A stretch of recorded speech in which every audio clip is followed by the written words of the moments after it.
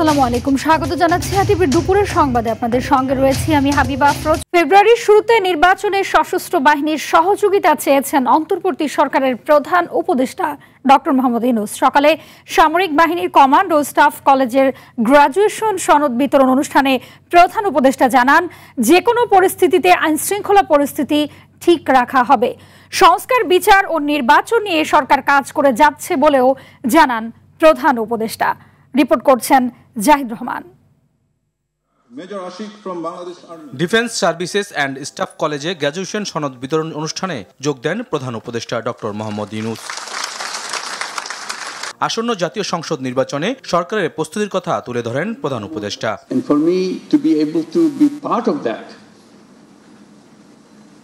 is also a memorable in Bangladesh. At a time when Bangladesh was going through a tremendous transformation, which we repeatedly mentioned that we are moving to a new Bangladesh. 311 জন প্রশিক্ষণার্থীকে উদ্দেশ্য করে প্রধান উপদেষ্টা জানান, গণ অভ্যুত্থানের পর বাংলাদেশ এখন উত্তরণের সময় পার করছে। And we committed ourselves to undertake a big agenda interim government of reform. The simple thing said, we are not going back to where we are coming from. Then it's useless for all this bloodshed and the sacrifices of life and the limbs. Families losing their sons and their daughters or getting maimed. Unless we build the country of our dream. তরুণরা একটি স্বৈরাচারী গোষ্ঠীকে তাড়িয়েছে বলেও জানান প্রধান উপদেষ্টা doctor Mohammad Yunus. Zahid Rahman, RTV, Dhaka. একটি মহল সচেতনভাবে শেখ হাসিনার রায়কে ভিন্ন খাতে প্রবাহিত করার চেষ্টা করছে বলে অভিযোগ করেছেন বিএনপির মহাসচিব মির্জা ফখরুল ইসলাম আলমগীর। শেখ হাসিনার রায়কে ঘিরে মব সৃষ্টি করাকে অশুভ আলামত হিসেবে উল্লেখ করেন তিনি। রাজধানীর একটি হোটেলে 24-এর গণঅভ্যুত্থানে বিএনপি শীর্ষক বইয়ের উন্মোচন অনুষ্ঠানে তিনি এসব কথা বলেন। মির্জা ফখরুল আরও বলেন, নির্বাচন নিয়ে এখনও দোলাচল চলছে। দেশকে ব্যর্থ রাষ্ট্র করতে না চাইলে গণতন্ত্রকে প্রাতিষ্ঠানিক রূপ দিতে হবে। ওই রায়ের যে গুরুত্ব সেটাকে কমিয়ে দেওয়ার জন্য একটা বিশেষ মহল ভিন্ন খাতে বিশ্ব দৃষ্টিকে নেওয়ার জন্য এই কাজগুলো করে। বন্ধুগণ, নির্বাচনের মধ্য দিয়ে একটা ডেমোক্রেসিতে ফিরে যাওয়া এবং একটা ডেমোক্রেটিক কালচার গড়ে তোলা, যেটা আমাদের সবচেয়ে বড় অভাব। কোন দল কে জিতলো কে হারলো ইটস নট ইম্পর্টেন্ট। ইম্পর্টেন্ট হচ্ছে যে আমাদের গণতান্ত্রিক প্রতিষ্ঠানটা শক্তিশালী হলো কিনা। অবাধ, সুষ্ঠু ও গ্রহণযোগ্য নির্বাচনের জন্য শুধু নির্বাচন কমিশন নয়, রাজনৈতিক দলগুলো ওয়াদাবদ্ধ বলে মন্তব্য করেছেন প্রধান নির্বাচন কমিশনার AM নাসির উদ্দিন। সকালে আগারগাঁও নির্বাচন ভবনে রাজনৈতিক দলগুলোর সঙ্গে চতুর্থ দিনের সংলাপে এই মন্তব্য করেন তিনি। সংলাপে অংশ নিয়ে জামায়াত, বিএনপি, এনসিপি সহ 7টি রাজনৈতিক দলের নেতারা নির্বাচনী আচরণ বিধির বিভিন্ন বিষয়ে আপত্তি জানিয়ে তাদের মতামত তুলে ধরেন।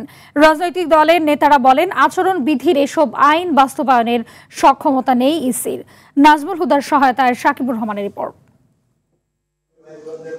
ত্রয়োদশ জাতীয় সংসদ নির্বাচন ঘিরে ধারাবাহিক আলোচনার অংশ হিসেবে রাজনৈতিক দলগুলোর সঙ্গে চতুর্থ দিনের মতো সংলাপ করছে নির্বাচন কমিশন। সকালে জামায়াতে ইসলাম, জাতীয় নাগরিক পার্টি, গণসংহতি আন্দোলন সহ 7টি দল সংলাপে অংশ নেয়। সংলাপের শুরুতে প্রধান নির্বাচন কমিশনার রাজনৈতিক দলগুলোর প্রার্থীদের আচরণবিধি মানার জন্য ভূমিকা পালনের আহ্বান জানান। একটা আচরণবিধি চূড়ান্ত করেছে, এটা ফাইনালি অ্যাপ্রুভড হয়েছে, পরিপালন নিয়ে একটু আলোচনা করা, আর দ্বিতীয়ত আপনাদের সহযোগিতা চাওয়া। আপনারা সবাই, শুধু নির্বাচন কমিশন একা নয়, আপনারা সবাই কিন্তু জাতির কাছে ওয়াদাবদ্ধ একটা সুন্দর, ক্রেডিবল, গ্রহণযোগ্য নির্বাচন নিশ্চিত করার জন্য আপনারাও ওয়াদাবদ্ধ। এ সময় ইসির তৈরি আচরণবিধি দেশের বাস্তবতার নিরিখে হয়নি বলে মন্তব্য করেন রাজনৈতিক দলগুলোর নেতারা। প্রবাসী ভোটের ক্ষেত্রে যদি কোনো কারণে এনআইডি কোনো জটিলতার কারণে সে রেডি হতে না পারে, তো তার অল্টারনেটিভ পাসপোর্টের মধ্য দিয়ে সে এখানে ভোটার রেজিস্ট্রেশন করতে পারে কিনা। কোনো জোট গঠন করে কোনো দল যদি মনে করে তারা জোটগত একটা প্রতীকে নির্বাচন করবেন, সেক্ষেত্রে আপনার এটা বাধা রাখাটা আমরা সমীচীন মনে করি না। গণভোট কি প্রক্রিয়া হবে কিভাবে আপনারা এটা বাস্তবায়ন করবেন, এই সুনির্দিষ্ট নীতিমালা আমরা কবে পাবো, কবে আমরা প্রচারণা করতে পারবো, সেই বিষয়ে আপনারা আজকে আমাদের একটু জানাবেন। একটা সুন্দর নির্বাচন চাই, এটা একটা ভোট উৎসব চাই। আমরা চাই না যে আগামী দিনে আপনারা যারা কমিশন আছেন আপনারা পূজনীয় জায়গায় থাকবেন। সংলাপে গণভোট ও জাতীয় নির্বাচনের জন্য পৃথক বুথ, জোটের প্রতীকে ভোটের বিধান রাখার পাশাপাশি কালো টাকা, অবৈধ অস্ত্র উদ্ধারের আহ্বান জানানো হয়। সাকিবুর রহমান, RTV, ঢাকা। দর্শক, এই মুহূর্তে নির্বাচন কমিশন থেকে সরাসরি যুক্ত হচ্ছেন সহকর্মী নাজমুল হুদা। নাজমুল জানাবেন যে বিএনপি সহ 6টি দলের সংলাপে অংশ কখন শুরু হতে পারে, সে বিষয়ে কি তথ্য রয়েছে আপনার কাছে?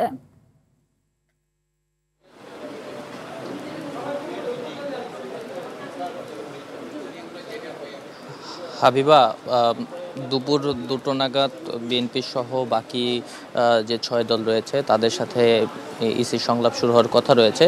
তবে এখন পর্যন্ত সেই 6টি দলের কেউই এখন পর্যন্ত ইসি অফিসে পৌঁছায়নি। তারা হয়তো শীঘ্রই চলে আসবেন। আজকে এর আগে সকাল থেকেই আরও 7টি দলের সঙ্গে ইসির সংলাপ হয়। এই 7টি দলের মধ্যে বাংলাদেশ জামায়াতে ইসলামী, গণসংহতি আন্দোলন এবং নতুন নিবন্ধিত পাওয়া দল জাতীয় নাগরিক পার্টি অংশ নেয়। এবং আজকের সংলাপের পুরোটা জুড়েই যারা রাজনৈতিক দলের প্রতিনিধিরা ছিল তারা ইসির যেই আচরণবিধিটি প্রণয়ন করেছে সেই আচরণবিধির বিষয়ে বেশ কিছু বিষয়ে আপত্তি জানায় এবং আরপিও সংশোধন এবং সংশোধন করে যেটি নির্ধারণ করা হয়েছে এবং আচরণবিধি যেটি প্রণয়ন করা হয়েছে সেই বিষয়গুলো আবার পুনরায় যাতে সংশোধন করা যায় কিনা সেই বিষয়টা ইসিকে ভেবে দেখার কথা জানায়। এবং সর্বশেষ ইসির পক্ষ থেকে বলা হয় যে এই বিষয়গুলো রাজনৈতিক দলগুলোর সাথে আলোচনা করার পরে তারা পুনরায় এগুলো পরিবর্তনের ব্যাপারে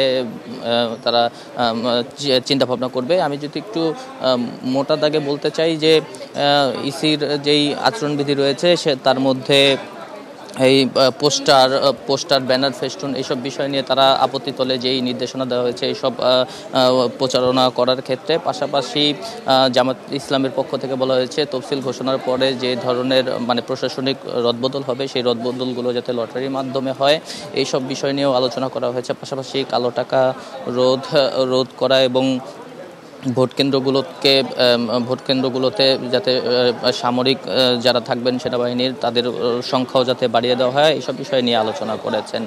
দুপুরে বিএনপি সহ আরও 6টি দল, নাগরিক ঐক্য এবং গণ অধিকার পরিষদের মতো দলগুলোও ইসির সঙ্গে সংলাপ করবেন এবং পরবর্তীতে আমরা আরও বিস্তারিত তথ্য জানতে পারবো যে তাদের সঙ্গে কি আলাপ হয়েছে ইসির। জি, ধন্যবাদ আপনাকে। ডিসেম্বরের মাঝামাঝিতেই শেষ হচ্ছে বহুল আলোচিত সাভারের আশুলিয়ায় হত্যার পর লাশ পোড়ানো সহ 7 জনকে হত্যা মামলার বিচার। এই মামলায় 18তম দিনের সাক্ষ্য গ্রহণ শেষে এ কথা জানান আন্তর্জাতিক অপরাধ ট্রাইব্যুনালের প্রসিকিউটর মিজানুল ইসলাম। এদিন সাক্ষ্য দেন রাজসাক্ষী পুলিশের সাবেক SI শেখ আফজালুল হক। জবানবন্দির পর বিবেকের তাড়নায় রাজসাক্ষী হয়েছেন জানিয়ে শহীদ পরিবার ও ট্রাইব্যুনালের কাছে ক্ষমা চান তিনি। বিচারপতি নজরুল ইসলাম চৌধুরীর নেতৃত্বাধীন 3 সদস্যের ট্রাইব্যুনাল 2-এ নেওয়া হয় এই সাক্ষ্য। এদিকে ট্রাইব্যুনাল 1-এ রাজধানীর চনখারপুলে 6 জনকে হত্যা মামলায় সাক্ষ্য দিচ্ছেন মামলার মূল তদন্ত কর্মকর্তা মোহাম্মদ মনিরুল ইসলাম। তার সাক্ষ্য গ্রহণ শেষ হলে সব মিলিয়ে 26 জনের সাক্ষ্য সম্পন্ন হবে, বাকি থাকবে যুক্তিতর্কের ধাপ। এর পরপরই নির্ধারণ হবে রায়ের তারিখ। সাক্ষীর জেরা শেষ হওয়ার পরে আমরা স্ক্রুটিনি করব। আশা করছি আর 2-1টা সাক্ষী নেওয়ার পর তদন্তকারী কর্মকর্তার সাক্ষ্য দেব এবং শেষ হয়ে যাবে হয় এই মাসের শেষ সপ্তাহে অথবা সামনে মাসের প্রথম সপ্তাহে। এবং এখন পর্যন্ত আমাদের কাছে প্রাপ্ত তথ্য অনুযায়ী ডিফেন্স কোনো সাফাই সাক্ষী দিচ্ছেন না। কাজেই আমরা আশা করছি যদি অনারেবল ট্রাইব্যুনাল ডিফেন্সে কোনো আবেদনের প্রেক্ষিতে সাফাই সাক্ষীর আবেদন মঞ্জুর না করেন তাহলে আগামী মাসের 15 তারিখের মধ্যে এই মামলা যুক্তিতর্ক শেষ হবে। শেখ হাসিনার রায়ের পর দেশে কোনো অস্থিরতা নেই, এবারের বিজয় দিবস নিয়ে কোনো শঙ্কা নেই বলেও জানিয়েছেন স্বরাষ্ট্র উপদেষ্টা জাহাঙ্গীর আলম চৌধুরী। সকালে সচিবালয়ে বিজয় দিবসের নিরাপত্তা সংক্রান্ত সভা শেষে তিনি আরও বলেন, বিজয় দিবসে কুচকাওয়াজ ছাড়া সব অনুষ্ঠান ভালোভাবে হবে, সকল প্রস্তুতি নেওয়া হচ্ছে। গ্রেপ্তারি পরোয়ানা ছাড়া সাংবাদিক রাতে ডিবি পরিচয়ে বাসা তুলে নিয়ে যাওয়ার প্রশ্নে উপদেষ্টা বলেন, বিষয়টি খতিয়ে দেখা হবে।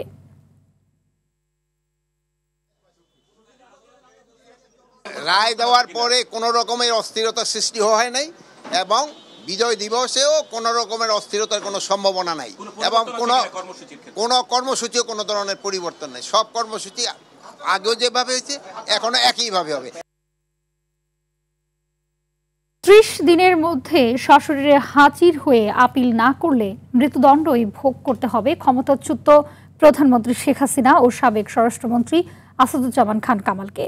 সেক্ষেত্রে একমাত্র পথ খোলা থাকবে রাষ্ট্রপতির কাছে প্রাণ ভিক্ষার প্রার্থনা।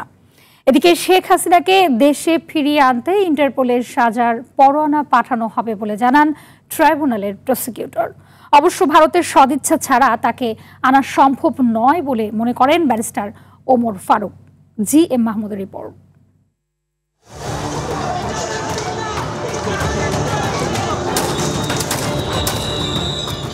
ক্ষমতায় টিকে থাকতে 24 জুলাই আগস্টে প্রায় 1,500 মানুষকে হত্যা করে তৎকালীন ক্ষমতাসীনরা। আহত হয় 20,000-এর বেশি। এ হত্যাযজ্ঞের সর্বোচ্চ নির্দেশদাতা হিসেবে ক্ষমতাচ্যুত প্রধানমন্ত্রী শেখ হাসিনা ও তার সরকারের স্বরাষ্ট্রমন্ত্রী আসাদুজ্জামান খান কামালকে মৃত্যুদণ্ড এবং রাজসাক্ষী সাবেক আইজিপি আব্দুল্লাহ আল মামুনকে 5 বছরের কারাদণ্ড দেয় আন্তর্জাতিক অপরাধ ট্রাইব্যুনাল। ট্রাইব্যুনালের আইনে সাজা থেকে বাঁচতে তারা আপিল করতে 30 দিন সময় পাবেন বলে জানালেন প্রসিকিউটর গাজী MH তামিম। ওনাদের এখন যত চাওয়া সেটা আগামী 30 দিনের মধ্যে অ্যাপিলেট ডিভিশনে, সেখানে গিয়ে ওনারা অ্যাপিল ফাইল করতে পারবেন, অ্যাপিল ফাইলিং অবস্থায় জামিন চাইতে পারবেন। আপিলের সময় পার হয়ে গেলে শুধু রাষ্ট্রপতির কাছে ক্ষমা প্রার্থনার সুযোগই থাকবে বলে জানান ব্যারিস্টার ওমর ফারুক। পরবর্তীতে উনি একটা সুযোগ আছে মার্সি প্রেসিডেন্টের, এই ক্ষেত্রে অনেক দূর হবে, কারণ মার্সি 49 আর্টিকেলটা এখন অ্যামেন্ডমেন্ট হচ্ছে, ওখানে বলা আছে প্রেসিডেন্ট যাকে তাকে ক্ষমা করতে পারবে না। দণ্ডিত পলাতকদের দেশে আনতে এরই মধ্যে পররাষ্ট্র মন্ত্রণালয়ের মাধ্যমে ইন্টারপোলে সাজার পরোয়ানা পাঠানোর উদ্যোগ নিয়েছে প্রসিকিউশন। গ্রেফতারি পরোয়ানার বদলে একটা কনভিকশন ওয়ারেন্ট, এই কনভিকশন ওয়ারেন্ট বা সাজার পরোয়ানা মূলে আমরা তার বিরুদ্ধে ইন্টারপোলে নোটিশ জারির জন্য আবেদন করব থ্রু ফরেন মিনিস্ট্রি। এটা আমরা করব এবং এটার কাজ অলরেডি আমরা শুরু করেছি। তবে ভারত সরকার না চাইলে তাদের ফিরিয়ে আনা সম্ভব নয় বলে মনে করেন এ আইনজীবী। ইন্টারপোলের ইটসেলফ হাত পা নাই বা কিছু নাই যে একজনকে ধরে নিয়ে আসবে। ইন্ডিয়ার সাথে কূটনীতিক দেন দরবার করে প্রেশার ক্রিয়েট করে যদি না আনা যায় তাহলে অন্য কোনো প্রক্রিয়া খুব দুরূহ হবে। এদিকে রায় ঘোষণার পর অনলাইনে শেখ হাসিনার বক্তব্য প্রসঙ্গে এক প্রশ্নের জবাবে তাকে দেশে এসে আপিল করার আহ্বান জানান prosecutor Tamim. G M Mahmud, RTV, Dhaka. রাজধানীতে গত 10 মাসে বিভিন্ন কারণে 198টি হত্যাকাণ্ডর ঘটনা ঘটেছে। এই তথ্য দেন ডিএমপির উপকমিশনার তালিবুর রহমান। সর্বশেষ কিবরিয়া হত্যাকাণ্ডের বিষয়ে তিনি বলেন, পূর্বশত্রুতা অথবা আধিপত্য বিস্তারকে কেন্দ্র করে এই খুন হয়ে থাকতে পারে। এই ঘটনায় একজনকে গ্রেপ্তার করা হয়েছে বলেও জানান। সাদিয়া কানেজের রিপোর্ট। মাস্ক ও হেলমেটধারী 3 ব্যক্তি সোমবার রাতে রাজধানীর পল্লবীর একটি হার্ডওয়্যারের দোকানে ঢুকে গুলি করে হত্যা করে যুবদল নেতা গোলাম কিবরিয়াকে। হত্যাকারীরা তার মাথা, বুক ও পিঠে 7 রাউন্ড গুলি করে। সুরতহাল রিপোর্টে শরীরে বেশ কয়েকটি গুলির চিহ্ন পাওয়ার তথ্য এসেছে। 2014 সালেও একবার হত্যা চেষ্টার শিকার হন কিবরিয়া। ময়নাতদন্ত শেষে মরদেহ নিজ বাড়িতে নেয়ার পর স্বজন ও এলাকাবাসীর মধ্যে নেমে আসে শোকের ছায়া।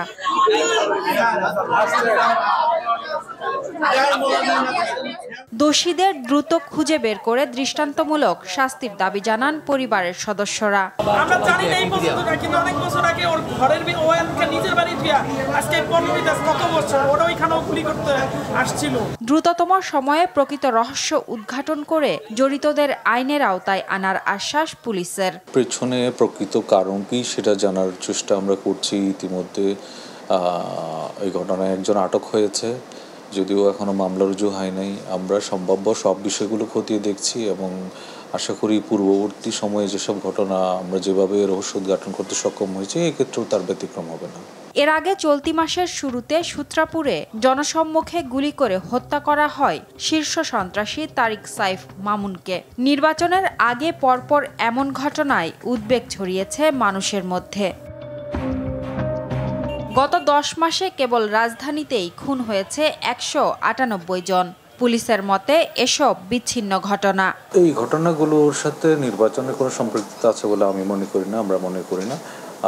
ঢাকা মহানগরীর গত 10 বছরের অপরাধ তথ্য যদি আপনি পর্যালোচনা করলেন, এই সংখ্যাগুলো কিন্তু ওরকম উদ্বেগজনক কোনো কিছু নয়। নির্বাচনে এসব ঘটনা প্রভাব ফেলবে না মন্তব্য করে পুলিশের এ কর্মকর্তা বলেন, অপরাধ ঠেকাতে সবসময়ই সজাগ রয়েছে আইন শৃঙ্খলা বাহিনী। ডিএমপি সবসময় প্রস্তুত রয়েছে। সাদিয়া কানিজ, RTV, ঢাকা। নারীদের পেছনে ফেলে সামনে এগোনো যাবে না বলে মন্তব্য করেছেন ধর্ম উপদেষ্টা আফম খালিদ হোসেন। তিনি বলেন, ইসলামের ইতিহাস সমুন্নত রাখতে মাদ্রাসায় নারী শিক্ষা সম্প্রসারণের উপর জোর দেওয়া দরকার। বুধবার রাজধানীতে হিফজুল কোরআন অ্যাওয়ার্ড 2025 অনুষ্ঠানে কথা বলেন উপদেষ্টা। নিব্রাস ফাউন্ডেশনের আয়োজনে এই অ্যাওয়ার্ড অনুষ্ঠানে শতাধিক হাফেজ ছাত্রছাত্রীকে পুরস্কৃত করা হয়। অনুষ্ঠানে প্রধান অতিথির বক্তব্যে আফম খালিদ হোসেন আরও বলেন, জুলাই বিপ্লব পরবর্তী মাদ্রাসার শিক্ষা বিস্তৃত করার যেই সুযোগ তৈরি হয়েছে তা হাতছাড়া হলে আরও 54 বছর অপেক্ষা করতে হবে। এ সময় মতাদর্শিক ভেদাভেদ ভুলে সবাইকে ঐক্যবদ্ধ থাকার আহ্বান জানান তিনি। এই জুলাই বিপ্লব পরবর্তী সরকার জাতির জন্য সুযোগ এনে দিয়েছে, হাতে হাত ধরার, বুকে বুক মিলার। এই সুযোগ যদি হাতছাড়া করি আরো 54 বছর অপেক্ষা করতে হবে।